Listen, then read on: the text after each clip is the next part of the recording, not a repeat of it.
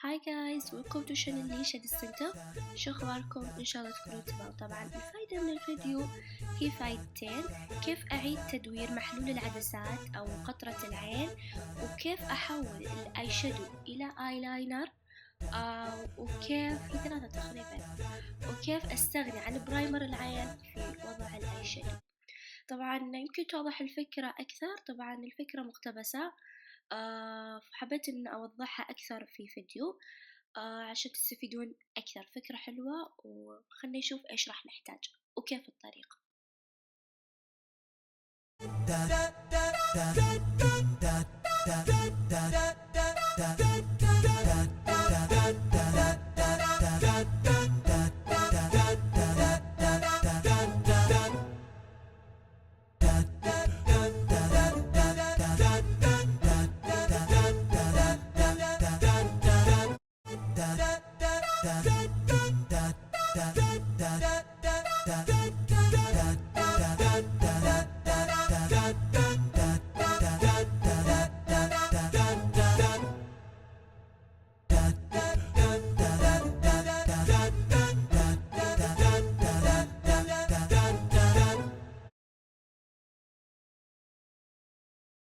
طبعا الخطوة الأولى، الفكرة الأولى كيف أستغني عن البرايمر حق العين، أو مثلا خلص أو عندي مناسبة أو ما شريته ما أدري إيش. المهم إنه ما عندي برايمر بشكل عام.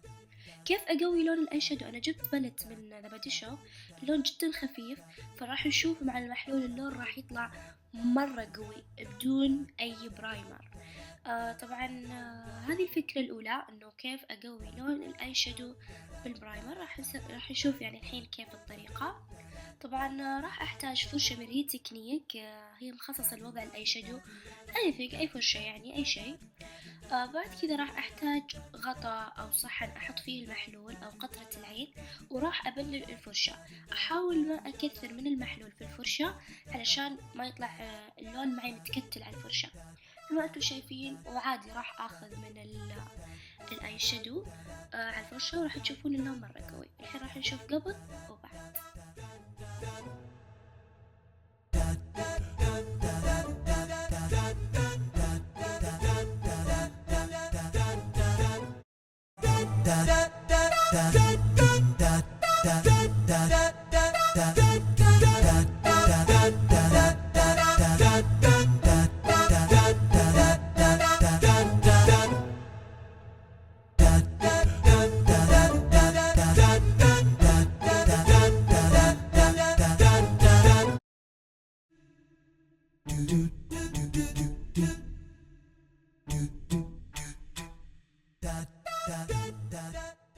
طبعا راح أول ما تحطين الأي شادو على عينك راح تلاحظين إن اللون متكتل مثل في الفيديو، بس إنه عادي لما تبدين تدمجين عادي يبدأ يخف اللون، يعني يبدأ يخف التكتل، بس اللون راح يكون مرة قوي حتى من إنك تحطين برايمر. أنا جبت بلد خفيف اللي هو ذا بادي شوب، ألوانهم خفيفة مرة.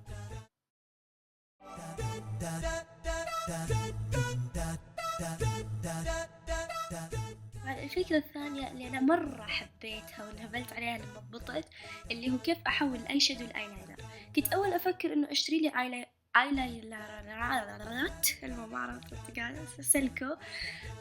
كنت أفكر إنه أشتري لي هذا يعني أخضر وأزرق وكذا. ففكرت يعني لما شفت هذه الفكرة خلاص أوفر فلوسي وأستفيد منها، يعني أعيد تدويرها. فحبيتها. طبعا الطريقة نفس طريقة الأولى، بس مجرد يعني أشياء بسيطة، يعني تغيير بس في الفرشة.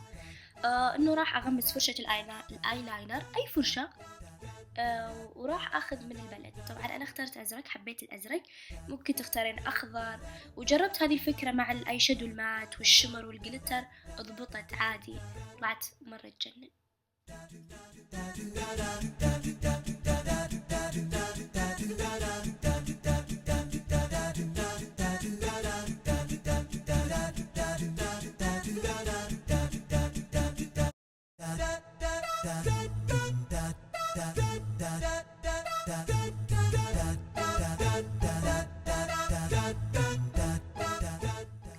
وبس تقريبا انتهت الفكرتين. الأمانة الفكرة مقتبسة كانت في حساب في الانستغرام. الحساب كان أجنبي والفكرة كانت سريعة، والفكرة كانت يعني الفكرة الأساسية مستخدمة قطرة من انجلوت، بس إنه حبيت أغير فيها، أستخدم محلول، أنا بأعيد تدوير ما بأشتري شيء. فبس أتمنى إنكم حبيتوا الفيديو واستفدتوا منه. لا تنسوا لايك، سبسكرايب، و كومنت، ونكست ويك.